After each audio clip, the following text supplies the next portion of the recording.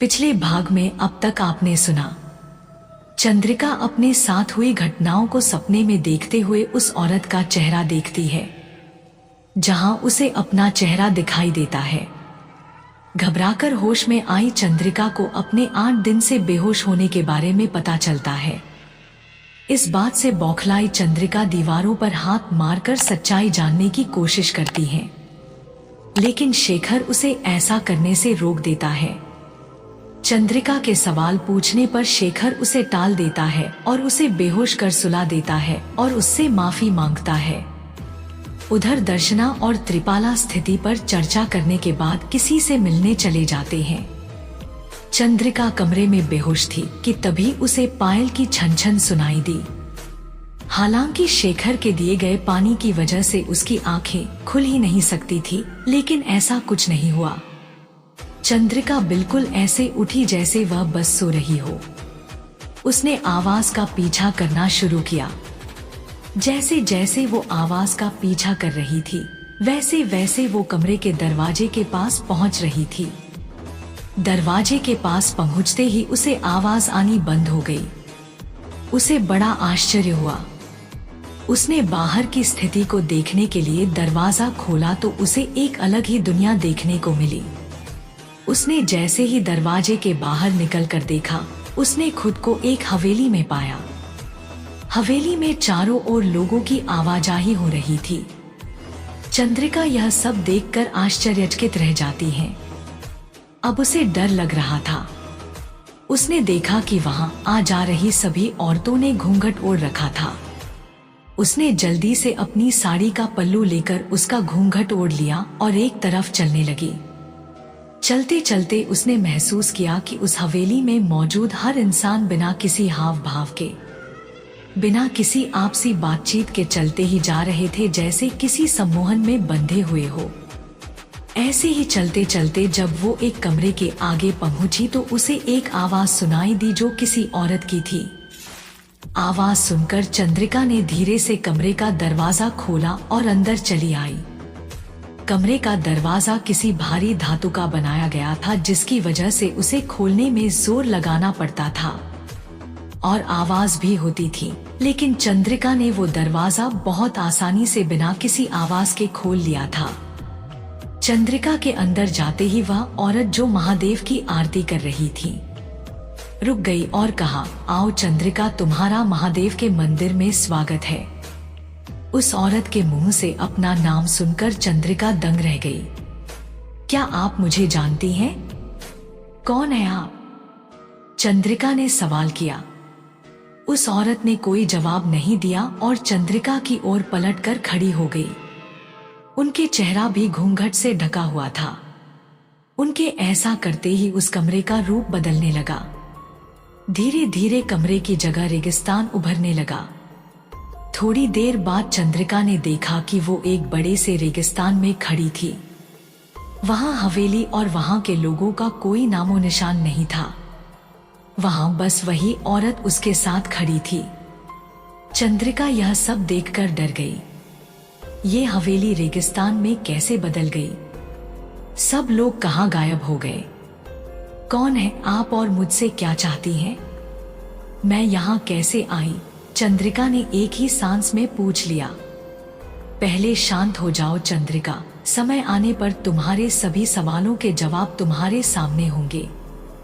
उस औरत ने शांति के साथ कहा, मैं बस अपने सवालों के जवाब चाहती हूँ आपसे। मैं बस इतना जानना चाहती हूँ कि यह सब क्या है और क्यों। बस इतना कर दीजिए मेरे लिए। मैं आपकी ताउम्र शुक्रगुजार रहूंगी। बस मुझे सच बता दीजिए, चंद्रिका ने हाथ जोड़ते हुए कहा। तब उस औरत ने चलना शुरू किया। वो चंद्रिका के चारों तरफ गोल गोल चक्कर लगाते हुए कहते जा रही थी, सच की तलाश तो तुम्हें खुद ही करनी होगी चंद्रिका। इसमें मैं चाहकर भी तुम्हारी मदद नहीं कर सकती, लेकिन हाँ, तुम्हें रास्ता जरूर बता सकती हूँ। अब वो चंद्रिका के सामने आकर खड़ी हो गई थी। कैसा रास्ता? चंद्रिका की बेचैनी बढ़ गई थी। चंद्रिका के यह सवाल पूछने पर उस औरत ने चंद्रिका का हाथ पकड़ा और रेगिस्तान की रेत पर बिठा दिया। वहां अब हवा चलने लगी थी। तुम्हें मेरे कुछ सवालों का जवाब देना होगा। तुम्हारे जवाब ही तुम्हारे सफर का रास्ता तय करेंगे। उस औरत ने चंद्रिका से कहा तो चंद्रिका के चेहरे के भाव बदल गए। मैं तो खुद ही अपने सवालों के जवाब ढूंढ रही हूँ। भला आपके सवालों के जवाब कैसे दूं? लगता है कि आप मेरी मदद नहीं करना चाहती। अगर ऐसा है तो आप बता सकती हैं। चंद्रिका की आवाज में तंज और गुस्सा झलक रहा था। मैंने तुमसे पहले ही कहा था चंद्रिका कि मैं चाहकर भी तुम्हारी कोई मदद नहीं कर सकती। तुम्हें अपनी मदद खुद ही करनी होगी। मैं बस तुम्हें रास्ता दिखा सकती हूँ, उसने चंद्रिका को समझाते हुए कहा। अगर आप मेरी मदद करना चाहती तो मुझसे सवाल पूछने की बजाय मेरे सवालों का जवाब देती, चंद्रिका ने तंज मारते हुए कहा। मेरे सवाल ही तुम्हें तुम्हारे सच की ओर ले जा सकते हैं चंद्रिका। मत भूलो कि किसी भी तलाश की शुरुआत एक सवाल से ही होती है, उन्होंने चंद्रिका से कहा तो चंद्रिका सोच में पड़ गई। उसने सोचा कि इसके अलावा और कोई रास्ता भी तो नहीं है उसके पास। उस घर में भी कोई नहीं है जो उसको सच बता दे। और अब अगर वो इस औरत की मदद भी नहीं लेगी तो ऐसा सोचकर कि उसे इस औरत की मदद लेनी ही होगी, चंद्रिका ने धीमे स्वर में कहा, ठीक है, मैं आपके सवालों के जवाब देने के लिए तैयार हूं। मुझे तुमसे यही उम्मीद थी। मुझे तुम पर पूरा यकीन है कि तुम इस सवाल का जवाब आसानी से दे दोगी, उस औरत ने कहा और फिर आसमान की ओर देखा। उसने गहरी सांस ली और सवाल किया, तो हमारा आज का सवाल है कि अगर कोई अपने जीवन की हर एक बात भूल जाए और जिसकी भावनाएं भी उसे याद नहीं, उसे एक चक्रव्यूह में फंसा दिया गया है। भले ही उसे कुछ याद नहीं है लेकिन उसके मन में चक्रव्यूह तोड़ने की तीव्र इच्छा है, तो उसे क्या करना होगा? उस औरत ने अपना सवाल खत्म किया और चंद्रिका के जवाब का इंतजार करने लगी। चंद्रिका ने कुछ देर तक सोचा और फिर कहा, उसे कोशिश करती रहनी होगी और साथ साथ अपनी पहचान भी ढूंढनी होगी ताकि इस चक्रव्यूह से निकलने के बाद वो फिर से इस चक्रव्यूह में ना फंसे।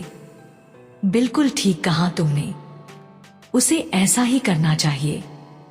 तुम्हारे इस जवाब में ही सच की ओर तुम्हारा पहला कदम बढ़ेगा। अच्छा, अब मुझे जाना होगा। यह कहकर वह औरत चंद्रिका के साथ खड़ी हुई और उसकी तरफ पीठ करके चलने लगी। जब वो जा रही थी कि तभी चंद्रिका को कुछ याद आया। उसने कहा, रुकिए, आपने कहा था कि यह आपका आज का सवाल है। इसका मतलब यह है कि आप फिर मुझसे मिलने आएंगी। जरूरत पड़ी तो मुझे आना ही होगा चंद्रिका। इतना कहकर वो औरत फिर वहां से जाने लगती है तो चंद्रिका उससे फिर पूछती है, अगर आप मुझ पर यकीन करती हैं तो फिर आपने अपना चेहरा क्यों छुपा रखा है? आखिर कौन है आप और मेरी मदद क्यों कर रही हैं? इससे पहले कि वो औरत कोई जवाब दे पाती, चंद्रिका को लगा कि कोई उसे पीछे की ओर खींच रहा है। चंद्रिका अपनी पूरी ताकत से उसे रोकने की कोशिश करती है, लेकिन वो पीछे खींचती चली जाती है। घूंघट वाली औरत उसे जाते हुए देखती है। वो औरत, वो रेगिस्तान, सब कुछ एक रोशनी में सिमटता जा रहा था। जब चंद्रिका उस औरत की आंखों से पूरी तरह गायब हो जाती है तो वो औरत कहती है, तुम बिल्कुल वैसी ही हो चंद्रिका। इतना कहकर वो औरत वहां से गायब हो जाती है। यह वही औरत थी जो चंद्रिका के कमरे में थी। डर की वजह से चंद्रिका की आंखें बंद हो गई थी। कुछ देर बाद उसको एक झटका लगा और उसने अपनी आंखें खोली। जब उसकी आंखें खुली तो उसने खुद को अपने बिस्तर पर पाया। उसकी सांसें तेज गति से चल रही थी। उसने देखा कि शेखर उसके पास ही उसके सिरहाने पर बैठे बैठे सो गया है। सोते हुए शेखर के चेहरे पर एक मासूमियत भरी मुस्कान थी। उसे अपनी आंखें चिपचिपी लग रही थी और इतने दिनों से वह बिस्तर से उठी तक नहीं थी, इसलिए उसे अपने शरीर में दर्द महसूस हो रहा था। वो उठी और बाथरूम की ओर चल दी। उसके जाते ही शेखर ने आंखें खोली और खड़ा हो गया। उसके खड़े होते ही उसी औरत की परछाई उभरती है और शेखर से कहती है, अच्छा हुआ जो तुमने उसे वापस बुला लिया। मेरे लिए अपने आप रोकना मुश्किल हो गया था। एक बार को तो लगा कि उसे सच्चाई बता देनी चाहिए। नहीं, हम उसे सच नहीं बता सकते। यह सफर उसी को पूरा करना होगा। आप चिंता न करें, मैं हमेशा उसके साथ हूँ। इसी के साथ उस औरत की परछाई वहां से गायब हो जाती है। उधर चंद्रिका स्नानघर में यही सोच रही थी कि उसने जो सपना देखा उसका उसकी जिंदगी से क्या रिश्ता हो सकता है। क्या वाकई उसने जो जवाब दिया था उसमें उसकी मुश्किलों का हल है? वह यह सोच ही रही थी कि उसकी नजर अपने कपड़ों पर गई जिन पर रेत लगी हुई थी। उसके आश्चर्य की कोई सीमा नहीं रही। तो यह सपना नहीं सच था, उसके मुंह से निकला। प्रिय पाठकों, आज मैं इस धारावाहिक का शीर्षक बदलने जा रही हूँ क्योंकि मुझे वर्तमान शीर्षक कहानी के अनुरूप नहीं लग रहा।